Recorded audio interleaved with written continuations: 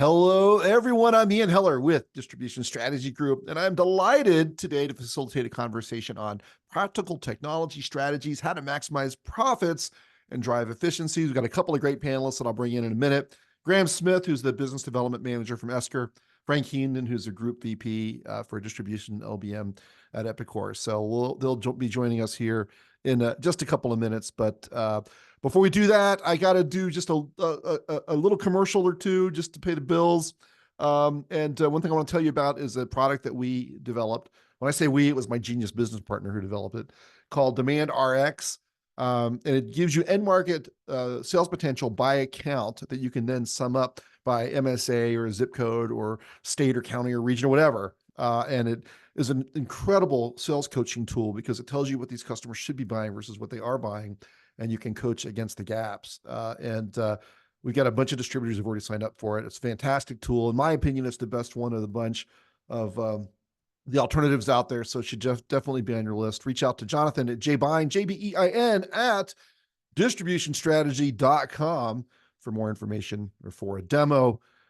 Make your salespeople more productive, understand your wallet share and your market share. Okay. Also, boy, we've got this great event coming up. It's Applied AI for Distributors. It's June 4th through 6th at the Chicago Marriott O'Hare. One of our speakers, among many, many great speakers, is Brian Walker, who's a Senior Vice President and Chief Product Officer at Grainger. He'll be talking about Grainger's AI path and philosophy and answering some questions. And it's just an incredible lineup. Go to appliedai4distributors.com or just go to our website, distributionstrategy.com, for more information. We do have some seats left, so I'd love to see you there. And it's going to be, it's the only event of its kind in wholesale distribution. So if AI is important to you, and hint, it is, you really should send someone to this conference or come yourself. All right, now let's get to the stars of the show. I'd like to welcome to the discussion Graham Smith, the Business Development Manager at Esker, and Frank Heenan, Group VP at Epicor. Gentlemen, how are you today? Good. Doing well. Good. Let's see here. I'm going to stop sharing so we can open up the screen a little bit. Good. Well, thank you for joining us. I've been really looking forward to this discussion. So why don't we start with some introductions, and Graham, we'll start with you just because your window's at the starting point for me, probably not for you guys. So based on that very logical technical reason. So tell us about your background, and then give us an overview of Esker's value proposition and what you do for distributors. Yeah, definitely. So Graham Smith, I'm a business development manager here at Esker. Been with Esker for about 7 years now. Had various roles within the organization, and prior to that, actually had a pretty robust background in manufacturing and distribution, specifically with facilities maintenance, supplies, personal protective equipment, some jam sand. So, have a good idea of some of the challenges within that vertical, based on my firsthand experience. A little bit about Esker. I focus more on what we would consider like our customer service automation, being able to help facilitate transactions and kind of providing a single workbench for a customer care team, maybe an inside sales team, to manage any kind of interactions with their customers. That's quotes, orders, inquiries that might be coming in via email, as well as helping to manage, say, the workflow of claims. Now, as a whole, Esker really has a lot to offer in the marketplace. We work with companies like Epicor all the time as bolt-on applications. And some of the core areas really that Esker works in is on that order to cash side of the business, which encompasses some of those customer service practices, as well as accounts receivable. So that could be billing, invoicing, collections, cash application, deductions management, and then also on the source to pay side of the house with accounts payable, contract management, procurement, so on and so forth. Yeah, that's a broad set of applications, isn't it? It really is. Yeah. That's cool. All right, cool. Great overview. And speaking of broad applications, they don't get any broader than ERPs. So Frank, why don't you tell us about your background? I know you're a longtime distribution person too, although you started as a programmer, right? As a developer? Yeah. Wow. I was a little dangerous, but yeah. So I'm Frank Heenan. I'm, as Ian mentioned, I'm the group vice president for Epicor Software. I've been with us since 98. I have a pretty diverse background, maybe not as diverse as Graham. Meaning I started off on the product side. I've been involved with the products within the organization for probably about 15 years. And when I say the product side, designing the applications, determining what goes into the applications, bringing the applications to market, as well as forming relationships with other technology firms and how they might be able to assist our business. That was sort of my day job. My evening job was traveling the country evaluating software companies for acquisition. I did that for a period of time. And then I guess somebody had the bright idea that I was also a marketer, which I am not. But I also took over marketing. So I'm running products, I'm running marketing, essentially basically grooming me ultimately to the role I'm in today, where in today's role, I have primary revenue responsibility for the two divisions within Epicor, distribution and lumber and building materials. And what that means is I'm responsible for the revenue associated with those two groups, and then dotted line responsibility for product, for service, for a variety of other things other than just, I'm not in the maintenance group, so I don't have to make sure like the toilets are working and that sort of stuff. So what does Epicor do? Epicor is a ERP provider for the distribution, manufacturing, and retail sectors globally. That global presence accumulates to, we are north of $1 billion from a software perspective. Sorry, from a revenue perspective. And we have been playing in this segment for 6 decades, so a very long time. And my sole responsibility is to ensure that the distribution and the lumber clients, which is just another flavor of distribution, are highly profitable and working with exhausting the technology that we provide them. Cool. All right. So gosh, between us, we've got an unbelievable amount of experience. I got my first distribution job as a truck unloader at a Granger branch in 1984.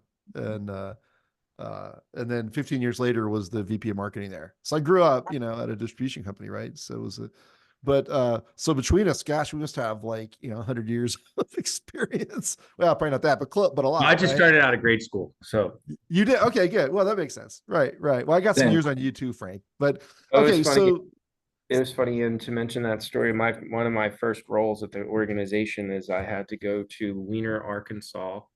And if anybody on the broadcast had ever seen the movie My Cousin Vinny, yeah, I was my cousin Vinny being dropped into Weiner, Arkansas, and I had to work at an engines distributor for 2 weeks, and it was probably the greatest experience of my life, and it taught me a whole lot. yeah. Yeah, those are formative experiences, right? I mean, you don't forget them. Actually, I was just in Arkansas. It was funny because it was a dry county, but Same. they had smoke shops everywhere. Yeah, like tobacco shops everywhere. So yeah, and it was a dry county too. And the funny part was it was Monday Night Football, and I asked the gentleman, "Where can I go get a 6-pack of beer?" And he's like, "Oh, you can go down the road here." And I showed up down the road, and it was his cousin's house. And I went into the kitchen, and they had coolers, and I grabbed the 6-pack and headed on back to my hotel. Oh my gosh, that's like I said, I was my cousin Vinny. That is. Graham, how did you get involved in distribution? How did I? Yeah. Honestly, a bit random. One story that came to mind when I was younger. I had taken a year and I just kind of traveled the country, right? And I recall I was in 13 cities across 4 different states during this time, and just kind of taking seasonal work as it comes. So I worked in some manufacturing, I worked in some distribution, I did some short-term contract, different jobs, and I've always, kind of thought of myself as kind of a hands-on, more of a blue collar guy, right? And then somewhat, I'm going to call it randomly, I got offered a job in distribution in the sales network. And I thought it was great because you get kind of both aspects, right? I have kind of a customer service, some sales background, but then I also get to go on site. I get to go to these distributors. I get to go to these other manufacturers. So it's kind of the best of both worlds, right? Yeah. And, from there, at the age of 22, I started working in sales for a distributor of personal protective equipment, and just fell in love with the industry, the model, being able to build those relationships. And, like you mentioned earlier, very formative experience, especially for today, because there's still times where I go on site with clients. Maybe I get in the bullpen of their customer service team. Maybe we start talking to some people on the dock, and it just brings back so many memories and so many experiences that I had. But it's also at least somewhat humorous to me, because 15 years ago, some of these business challenges were the same as what companies are facing today. So I remember the sticky notes in that bullpen and printing things out, the filing cabinet. And when you walk into a multi-billion-dollar organization, you see those things. You're like, oh, okay, wow, interesting. Yeah, I call distribution the Ted Lasso of industries, because people tend to be very nice, and we're constantly underestimated. So so I don't know if you've seen that show, but anyway, okay. So I'm going to use that. I actually like that. I had good. seen that show, and I'm going to use that. That's good. great. I love that show. It's one of my all-time favorites. But it is, people tend to underestimate distributors, and I guess maybe a lot of industries are like this, but it looks easy until you're the one who has to do it, and you're like, oh man, this is a lot harder than I thought. Right. Okay, so let's talk a little bit about using technology to boost profits. So you can boost profits by growing sales. You can do it by improving margins. You can do it by reducing expenses. And then there's some tricks around, hey, now I got to measure it, right? And I've got to have enough confidence that I'm going to get the return to be willing to invest in the technology to begin with. Then I probably have to prove the return, right, once I implement the technology. And I have to have the right talent on hand who understands the technology in order to get the benefit. So, I mean, even with the exact right technology, you still have to execute well to boost profits with technology. So, maybe start with how you see your particular technologies boosting profits. What are the angles? So, Frank, why don't we start with yours, because you had some interesting things to say in the prep call about a little while ago about this. Yeah, so it's a variety of fronts when it comes to improving profitability. There's first is, can you introduce a level of efficiency where you can reallocate areas of your workforce to do other functions, or you're speeding up time, or you're potentially, when an employee resigns, you don't have to backfill them because you've now automated process and become more efficient. And there's a number of different examples when it relates to that, right? So you can have examples where you can introduce, let's say, a completely manual process when it comes to AP and vouching and matching the vouchers, right? So if you have branches that are, it still exists, but they're putting all the invoices into envelopes, they're shipping them into corporate, someone from corporate's collecting all the envelopes, they're then manually going through and matching and processing, right? All that can be automated through automation, AP automation, where you're doing OCR, optical character recognition, you're reading the information, you're filing the information, and you're vouching the information. So something that may have taken a lot of sneakerware and a lot of manpower has now been automated. And just think of the time savings, and then the cost for that FTE has now been freed up to do something else. Or when a department of 10 has attrition of, say, 2 or 3, well, you're not having to go replace that, and that FTE cost fully loaded is now contributing to your margin, as an example. Excellent. I like that. Good. Graham, you want to give me one? I'll be honest, that's going to be tough to follow up, because Frank absolutely nailed it, Yeah, and right. I think, I'm seeing the exact same thing. One thing that came to mind is, when I'm working with companies, right, primarily I'm working on the customer service side of the house.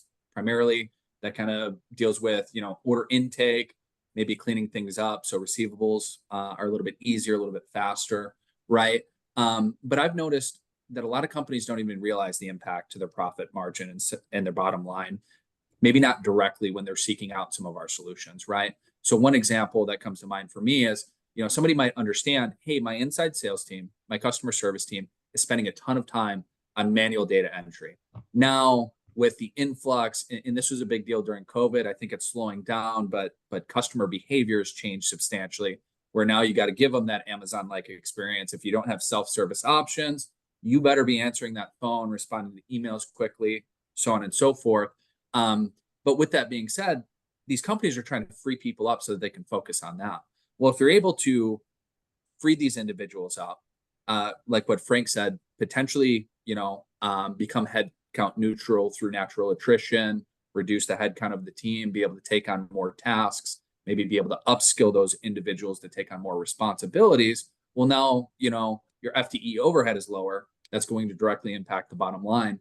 But, at least in my world, where I think I see this a lot is around reducing DSO, because either companies that we do business with aren't paying in time, but oftentimes that's also attributed to maybe a claim being outstanding. Maybe there isn't enough visibility. Maybe there's miscommunications and breakdowns through different departmental silos, right? So being able to really streamline all those processes kind of in a centralized area then can boost that profitability and then free people up to focus on other projects that might be, warehouse issues, something like that. Yeah, something comes to mind as you guys are talking, which is that this isn't just about productivity, it's about accuracy and customer experience, because all that manual work you were talking about, Frank, and also some of the stuff you were talking about, Graham, humans make mistakes. And if you can automate it in a, if you take steps out, right, that's the whole lean philosophy, then you reduce an opportunity for error. And then the Six Sigma is, building the process so that it's bulletproof. But if you automate, you capture all of that, you reduce errors, and you not only boost profits because you're more efficient, you're boosting profits because customers aren't frustrated and mad at you, and they're coming back, right? So, by the way, we do accept questions. So if you have a question, please use the Q&A button. But anyway, what do you guys think of that thinking? Does that make sense? Yeah, it does. I mean, go ahead, Graham. It reminded me of a story. A couple of them really. Let's say that you are a distributor of building materials. Those are large, expensive products. Let's say that you have an error on 3 truckloads of bricks. Getting those back and the reverse logistics on that is extremely expensive. So getting that in correctly the first time, or in a manufacturing environment, especially, let's just call it industrial equipment, something like that. I've seen $2 million errors. So if we can clean that up on the front end, or be able to free people up to catch it before it actually goes out for fulfillment, before it gets planned, that's huge. And a direct impact to bottom line, direct impact to your write-offs, direct impact to your inventory turnover times and other cycle times as well. And the take it down even a further path, and this is, I'm going to see if I can tie this back together that it makes sense for everybody that listens to this, which is take your ERP provider. Your ERP provider is investing millions of dollars in developing what we would call, quote unquote, called air. And it's very expensive to do. And you have to make sure you're doing it in a manner in which you're getting return on that. So now I'll tie it into the end user.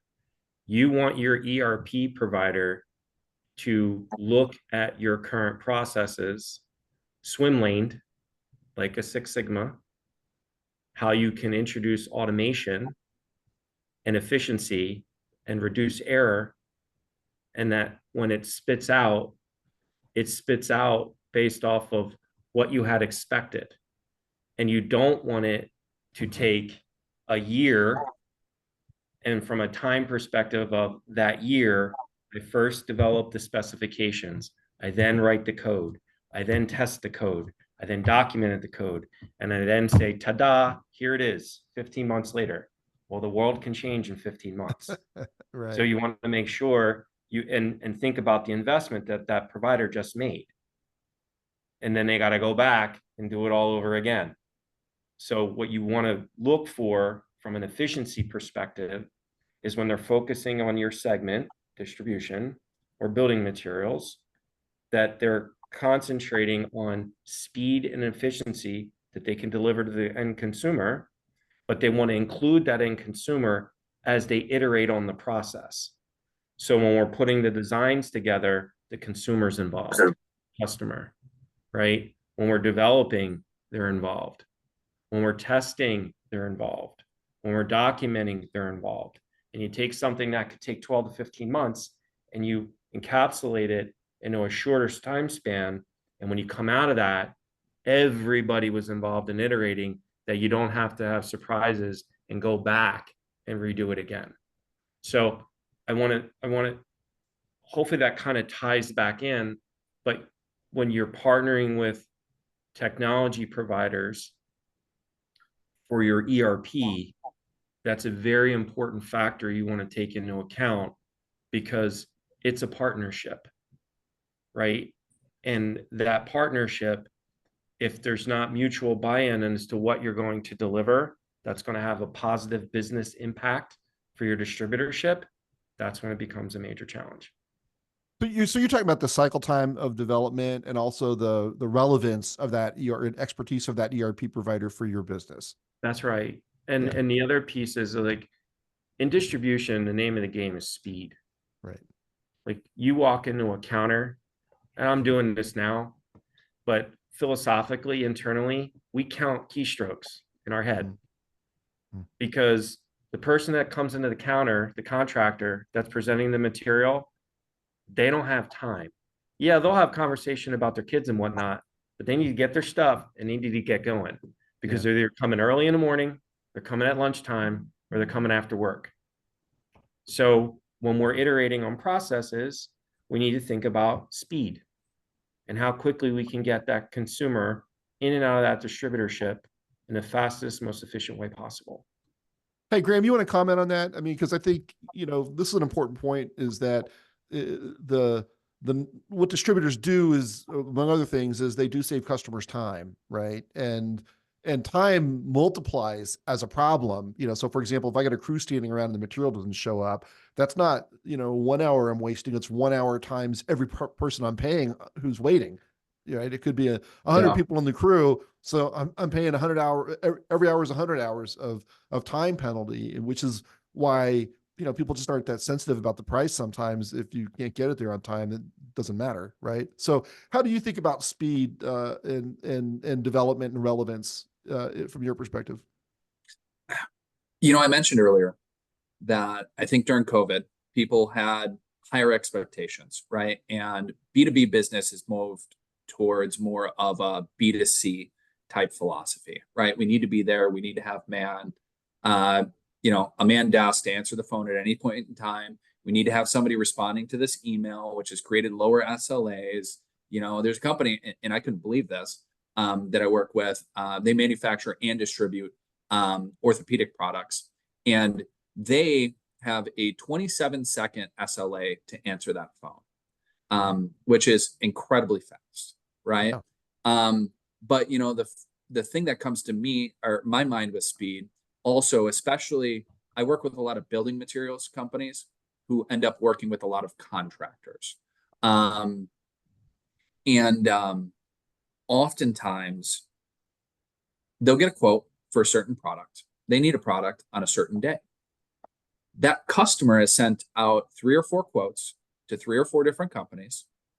Sometimes whoever responds first gets that order, or whoever can fulfill that order the fastest gets that order, right? So to positively improve revenue and bottom line, if you can get that quote out faster, you have more likelihood with this segmentation of customers of actually getting that quote to convert into an order. Well, now we have to fill that on time. And then when it comes to things like change orders, companies are very, very quick to say, hey, I had a change that was unforeseen. So, I don't care what's going on in your warehouse, on your manufacturing line. You need to fit my needs, right?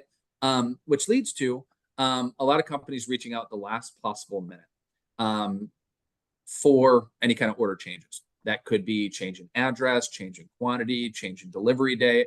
And I've heard horror stories of, we had 4 trucks fully loaded and we got this change order.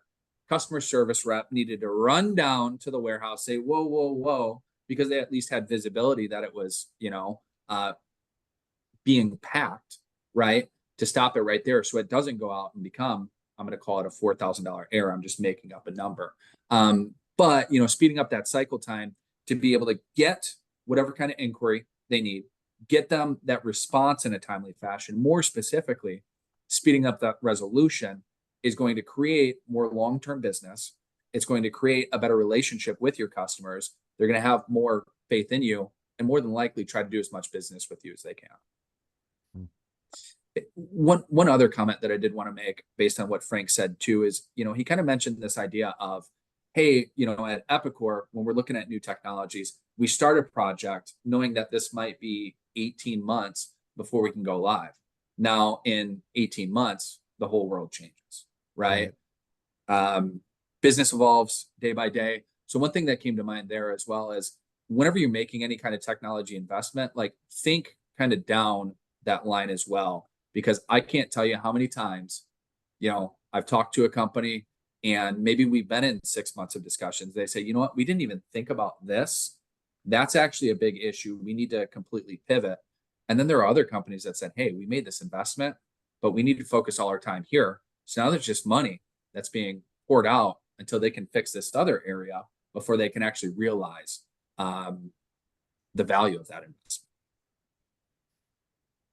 Yeah, actually, lot to go through there, but we did have a comment from RP, who's a regular listener. RP, thanks again for joining us. And he said, especially, this is talking about the time savings, especially when most distributors are having staffing challenges, and so you just can't give that dedicated time to customers like you used to, right? I mean, it's just you just don't have it anymore. You can't get the people in to do the work.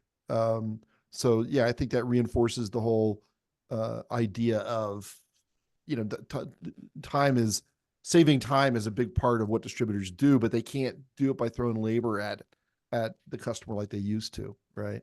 Okay, let's talk a little bit about investment and ROI. So when you work with customers, I'm sure when you're working on deals with customers, they are seeking your help to understand, okay, how do I figure out what I'm going to get if I invest in your technology? How am I going to know, what are the factors that should go into my ROI model? And then after it's implemented, how do I nail the execution? And then how do I know that I nailed it with the measurement afterwards? So Frank, with that as sort of a general question, how do you help customers figure out how they're going to get an ROI on this? And where is that, maybe with ERP, it's different because it's such a transformational thing. It's harder to do, but what's your thinking about it? It's twofold. Some of it is prescriptive, where the client will come to you in advance and say, can you assist me in creation of the ROI? And in some cases, that prescriptive approach is the best approach, because you should never look at an ERP or a technology provider coming to you with ROI. The ROI needs to be your data, and you need to believe it. Because, not for nothing, but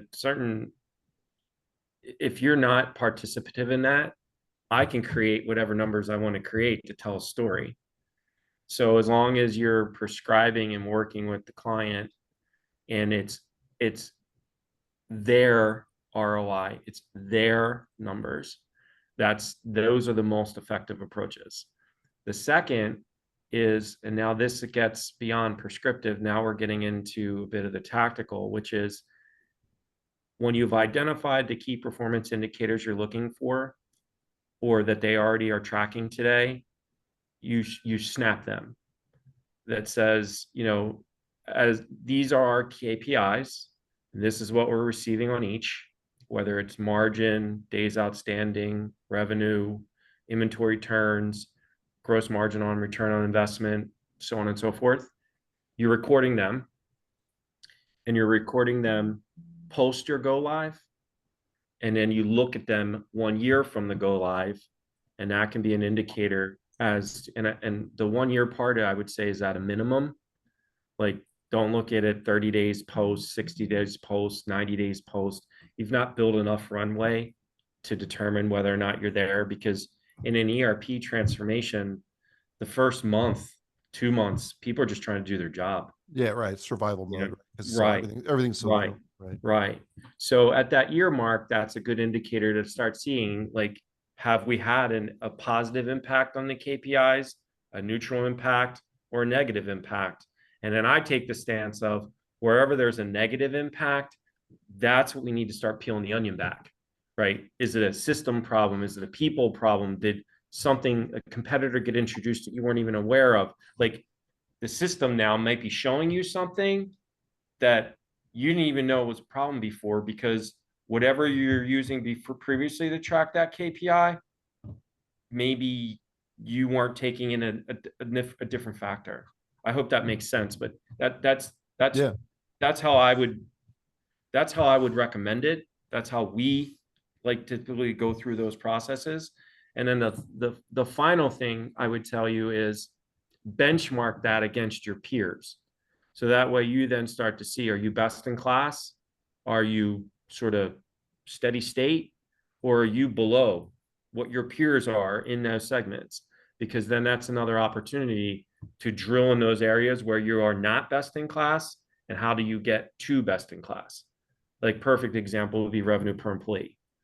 Like, that's an area where an ERP absolutely should have an impact in improving upon your revenue per employee. Sure. Yeah. And that's data that a lot of, well, some verticals, some associations or industries track, right? Correct. So, and you can get the benchmarking information, and it's adjusted for companies of your size because it's different. Correct. Right? Yep. Graham. Yeah. One thing the first thing that came to mind is that there's a great book that's going to get some free publicity right now. It's a book called Let's Get Real or Let's Not Play by Mahan Khalsa and Randy Illig. And they talk about this idea of these 5 golden metrics when it comes to management consulting. How do we make changes? So on and so forth. So one is, what are you looking to accomplish, right? That's what you need to know first. But then there's 5 metrics, right? How do you measure it? What is it now? What would you like it to be? And then what is the value of the difference? And what's the value over time, right? In making any decision in my world, those are questions that I like to understand when we're going to market. In one challenge that I find, especially on the customer service side, I think in distribution, in manufacturing, a lot of companies have made a lot of large investments in warehousing, in transportation, logistics, maybe in receivables and payables. But customer service is oftentimes kind of one of those, well, this is how we've always done it. We can add headcount to the department and we'll be fine. So I find oftentimes, especially when it comes to something like inbound emailed inquiries, there's no visibility, right? We don't know how many are coming in. We don't know what the different categories of the requests that are coming in. We can measure orders. We can measure returns. We can measure quotes, but there's a lot of unknowns in there, right? So maybe taking that a step further as well to say, what is the impact of getting that visibility, right? If I have the visibility on what's coming in, well, that better prepares me for staffing. That better prepares me for potentially expanding my digital strategy, some of my self-service options. And there's a lot of value in that, but that value might be 3-4 years down the road, right? Yeah, right. Good. So, when you guys were talking, I was thinking about something. I've not been in the software world other than as a customer, but I've done strategic planning with distributors before, and you're pretty much, the quality of the strategic plan is largely limited by the people that are working on it with you, right? So, I mean, if you have a really bright, capable strategic planning team, you're probably going to have a great plan, and if you don't, you won't. I would assume when you start engaging with the distributor on a software implementation, you kind of get the same thing about, this is not going to go well because the team just doesn't have the skill set, right? Or You actually get that when you first even engage with them. Okay. So go on about that. Yeah, I'm glad you brought that up. And if you ever want to come work for a technology company, it's a lot of fun. So I agree. Yeah. You just get to lose your hair. Anyway, I'm doing well. I call this my patch of deception because right behind it, there's nothing. Yeah. I'm going to keep my head. Yeah. Well, this is my patch of deception right here. That's right. Yeah. But I mean, so what do you need them to do? Yeah. What, tell me about the distributors, what is the right way for the distributor to staff the team? What's the skill sets that you need, the level, the prioritization, et cetera? So I'll start high and we'll bring it down. Okay. So the first is why. Why is the organization about to go through this change? And coming up with the why in that 2 to 3 minute pitch that you can communicate to your entire organization. Because an employee, if they understand the why, they'll get committed, they'll get bought in.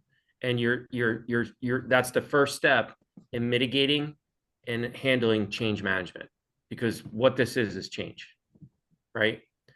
Then from the why, it then gets into other aspects of the team, and in making sure that the team understands this is a business project.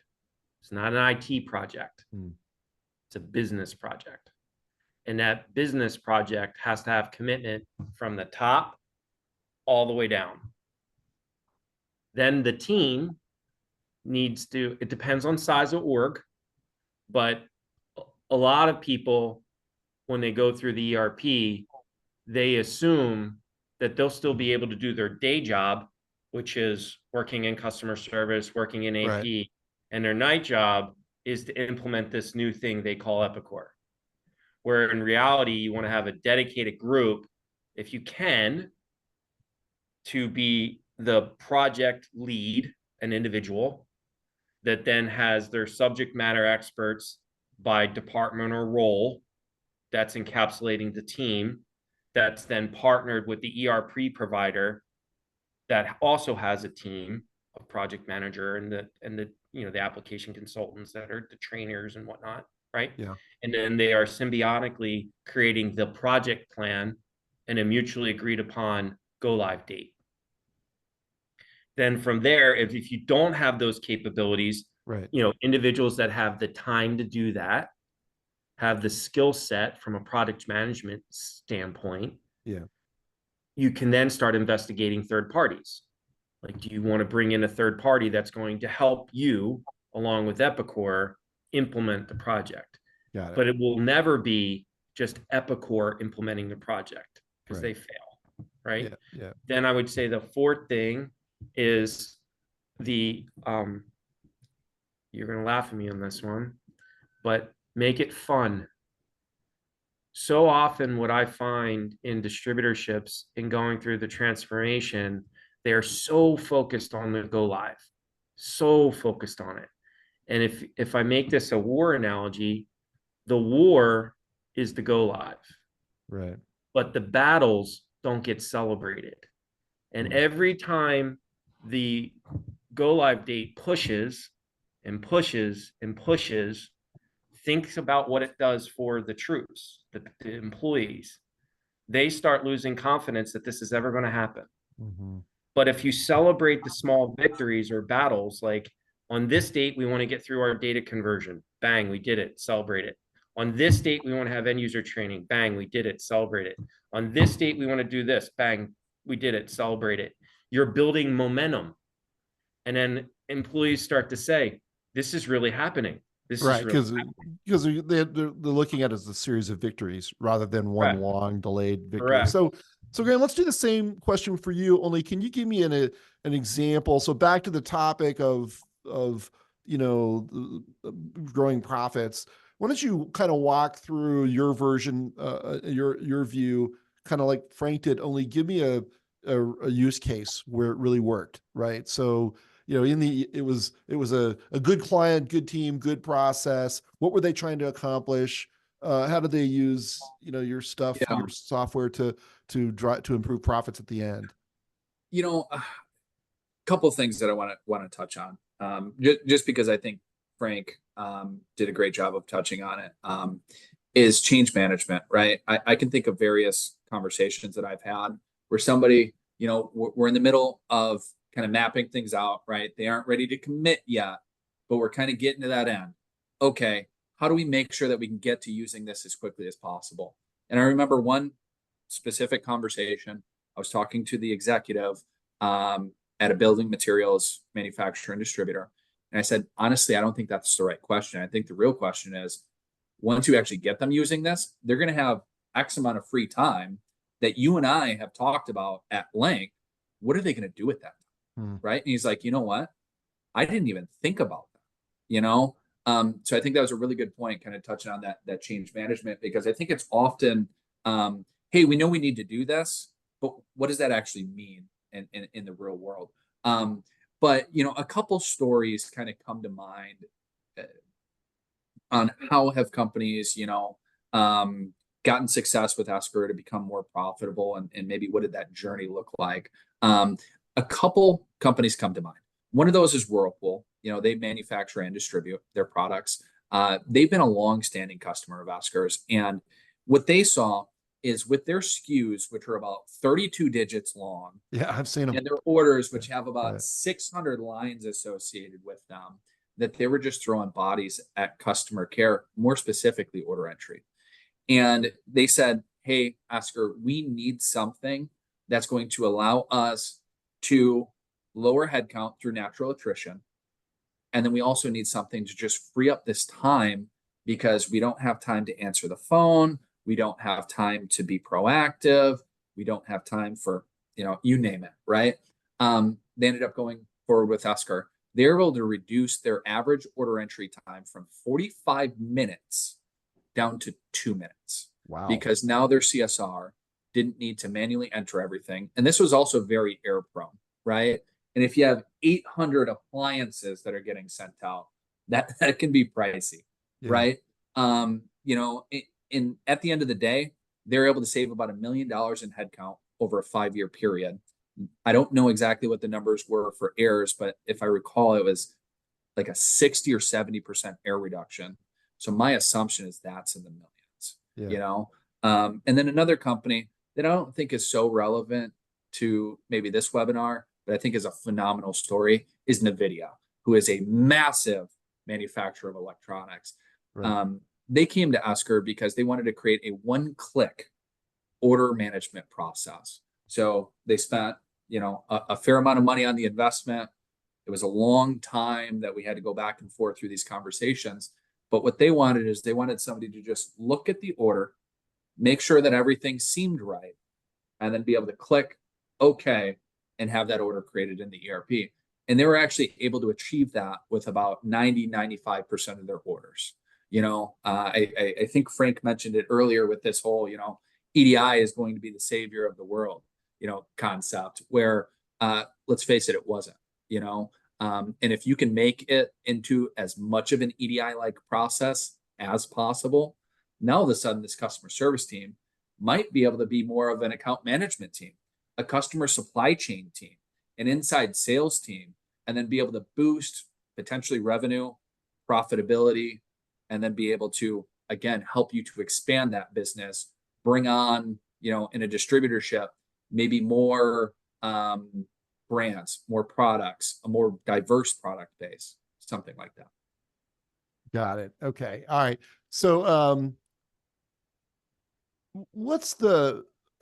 how's AI changed the game for you guys when it comes to achieving these benefits? And I mean, AI is one of those terms. It's so broad, and it's going to impact every part of our lives, every part of every part of technology. I'm assuming you have a lot of distributors who are I mean, I talk to CEOs all the time. They're getting pressure from their boards of directors to implement AI enabled tools to do exactly what we're talking about here, which is grow sales, lower costs, improve margins. What are you hearing from distributors about their AI needs related to the things that you do, and what are you doing for them? Yes, Mind I if I think- attack this one? No, go ahead. A couple of scenarios came to mind, right? I was sitting in a meeting last year with the CIO of a large building materials distributor, and Chat GPT, big thing, right? Chat GPT is something that we've incorporated in some of our technologies. So I had to ask, hey, where does Chat GPT fit into your digital strategy, your journey? And he said the biggest risk that I see with Chat GPT is not getting on that train fast enough, right? And I think that's the philosophy of most leaders these days. I know that PwC, or I'm sorry, no, I think it was PwC came out with a report last year I think it was the 2023 COO Outlook, and they said 90% of all executives that they ran through their survey saw a use for generative AI, for example, in their businesses. And the other thing that kind of came to mind, at least on my side.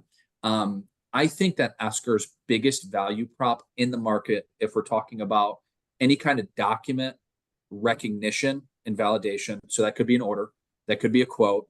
If we look at the source to pay side of the house, that could be doing a 2 to 3-way match on an AP invoice. Or if we look at, say, the AR side of the house, that could be cash application, that could be managing any kind of claims or remittances, things like that, is the extraction technology.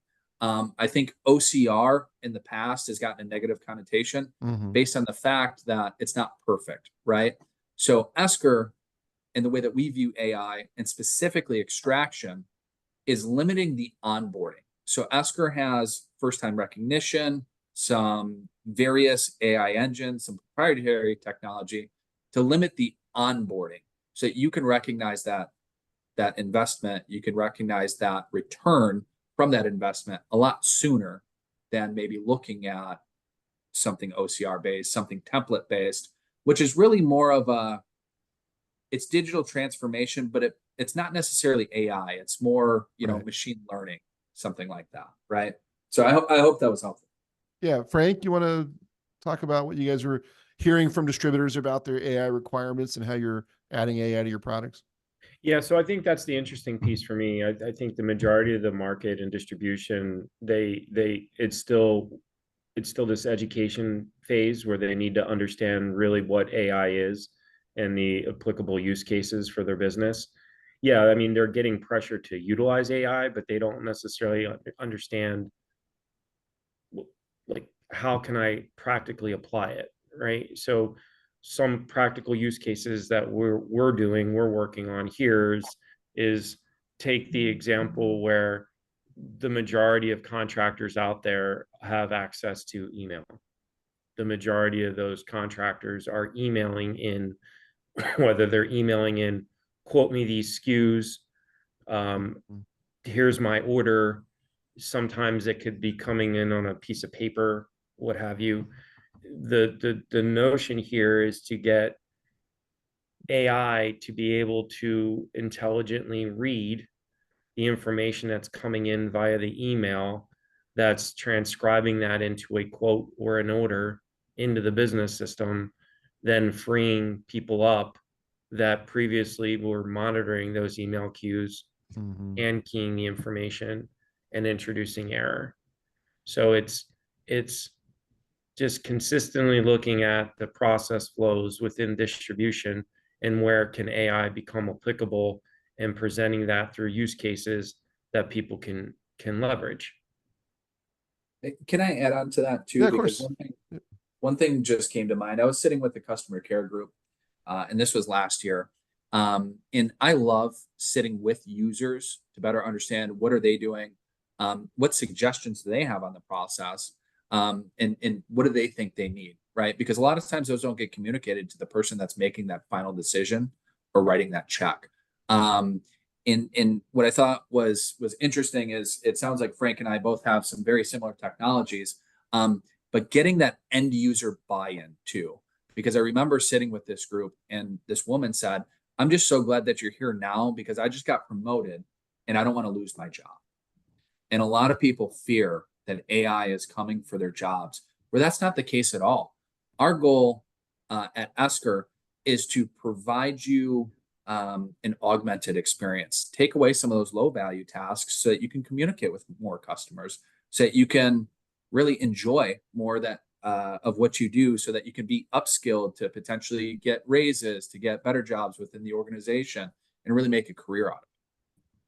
Yeah, I guess I'm skeptical about providing too much reassurance to people that AI is not going to take their jobs. I think there's this meme on LinkedIn that AI won't take your job. A person using AI will take your job. Well, a person using AI may take 10 jobs, and so I think there's such a labor shortage right now that it doesn't matter, right? Because so you can't find labor. But AI is going to do things that humans do today. And I think it's not so much that it's going to take your job as much as you have to make sure that it doesn't by acquiring other skills as fast as possible. employees need to put some agents, need to take some agency in the risk that AI faces to them. So, I don't think this is like some big problem right now, but I think over time there's going to be, just like every other technology, there's been some displacement. So you need to stay ahead of the curve with your own skill set. So it's a little bit of a nuance versus the reassurance that I hear. Because I don't want to frighten people, because we're also not going to embrace these technologies, and that's very destructive because your competitors are. And at the same time, realize, hey, if I've been an inside sales rep, I may need to learn how to do outside sales, or I may need to learn how to, do a different position in the company if if a lot of these orders get automated. That shouldn't make me opposed to the technology. It should make me realize I got to invest in my own skill set on an ongoing basis. Just like I had to when e-commerce came around. And your point is spot on, right? It's all about how do you improve yourself as an employee Right. at the end of the day, right? I mean, if I didn't consistently work on me improving myself as an employee, I wouldn't be here. Yeah, right. So in any organization, regardless of what technology comes into the business, what's your value add? What impact can you have in your company? Where can you challenge yourself? How can you be better? What do you want to recommend? Because at the end of the day, distribution's margins are so razor tight. It's really hard to attract talent to come in and work in distribution. And if we don't automate it, we're dead. Yeah. That's really what happens. Yeah, RP said he was at Grainger when I was, actually after I was too, but he said this was like when we launched the internet at Grainger. So many questions just like this, right? And it is, here and now, business is going to have to adjust to the new normal of AI, and I just think that's just how the world works. It's always been that way. You can go tilting at windmills, and it doesn't do any good, right? And then the other side of it too is when you make these investments, then you also have to understand the financial impact. Right. Meaning there's a financial impact that, yeah, I could want what Grainger has on their website, but do you understand the level of investment they've made in that? Yeah, and the right. strategy and the proposal to that, and that you have to be able to do similar and maybe with a little bit less means. They ain't running Shopify. No. Okay, so we just have a couple minutes left. Do you guys want to each do a wrap up, sort of, as we've had this conversation? And maybe Graham, will start with you this time. What's your takeaway advice for distributors who are listening to this and they're like, well, how should I approach thinking about finding technologies that improve my profitability? Yeah, I mean, I think, number one, kind of my key takeaway is understand what you're looking to accomplish, right? Why are you looking to improve your profitability? Is there a certain metric that you're looking at that is negatively influencing that profitability? And then kind of take that the next step further, right? Well, we're not profitable because we have so many errors coming through. We're, spending so much money on returning product back into the warehouse. Now we have all this overstock. Okay, what's the root of that problem? Is the root of that problem order entry errors? Or is the root of that problem having a bad warehouse management system, right? And I think that's the starting point. Secondarily, one thing that Frank mentioned is, making sure that if you're willing to invest in this technology, you're also willing to invest the resources to make it a successful project. Because if you don't have the buy-in from your IT group, from potentially the end users, and you don't have the time dedicated for testing, training, and creating a successful rollout, then it's more than likely going to fall flat on its face. And then secondarily, in my world, most companies are looking to scale any investments that they're making. So there might be a minimum viable product going in, but also maybe understand, this is going to help us achieve our goals over the next 12 to 24 months. But, taking that a step further for the next 36 to 60 months, these are maybe considerations or stepping stones that we might want to put in place as well, because, by no means are investments the end all be all, but depending on the amount of that investment, oftentimes you don't want it to be just a patch, right? You want to change the way that you're doing business. Don't get me wrong. There are times where patches are necessary, but, kind of think of it as the long term, because I've also seen a lot of failed projects where they said, hey, we need a patch for this, invested a lot of money thinking that something was going to change. Well, now they took a bad process, put a mediocre process over it, and now they still just have a bad process, and it might Sure. have caused more issues than they did originally. Got it. Frank, any closing remarks on? Yeah, I really appreciate the time and listening. Graham, well said. You know, at the end of the day, for me, there's technology for technology's sake, and really in reality, it's if you look within the business and areas of opportunity for improvement, and then define what that improvement might look like, then go out and see if there's technology suitable for that. And then from there, once you've made that decision, you have that buy-in and you execute to it, you'll be highly successful.